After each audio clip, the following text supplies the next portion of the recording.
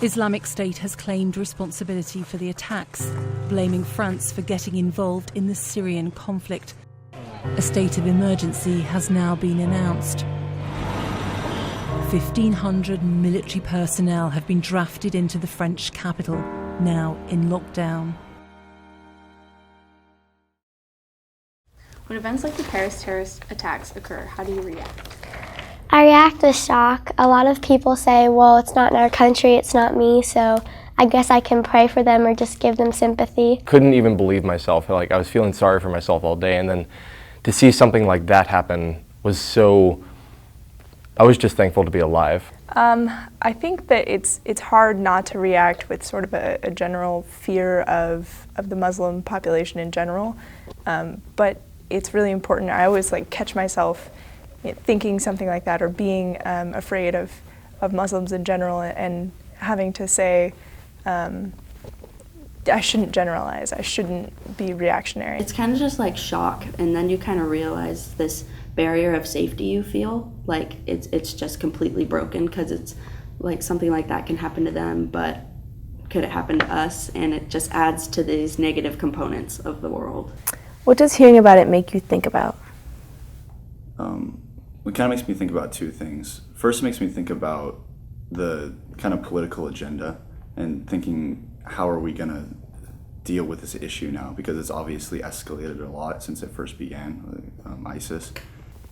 Honestly, I think, and I feel kind of horrified and shocked that that now what the Muslim population and what the Syrian refugees are going to go through after this attack, because they're all running from the same people that the people in the French citizens were running from. For me personally, I have several close family members who live there and have lived there their whole lives. And my initial reaction wasn't that of how bad the terrorists must be, but it was, I thought of them and I thought, oh my God, is my cousin okay? When you think about the number and the amount of people who died and how they died, just feeling like you're in that situation, like, oh my God, I'm going to die, there's no escape. It's like when you hear about what happened in the concert hall, it's just really tragic. If you could say one thing to those affected by the Paris attacks, what would you say? My heart and blessings and those of all my family go out to all of you, and I hope that no matter what happens, you are all safe and you make it out of this okay.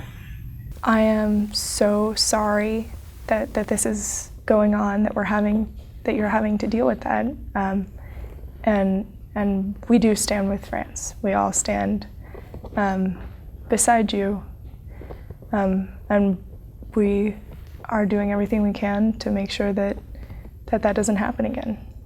However the reactions are, it will not be in vain. It's that people care incredibly deeply for what happened. I'm sympathetic to you because you obviously went through something that was really horrible and you did not deserve it. And I hope that soon ISIS will be, I don't know if we could say defeated, but at least slowed down, and we could get closer to stopping things like this from happening again. Stay strong for the people that were lost, stay strong for the people who can't stay strong, and just keep on going on. I would say that I'm not going to send out a tweet or a Snapchat because I don't want it to just be a publicity stunt that we have here in America. I really do care and I really do pray. As they left the Stade de France on Friday night, evacuated football fans sang their national anthem, the Marseillaise. France was once again forced to turn fear into defiance.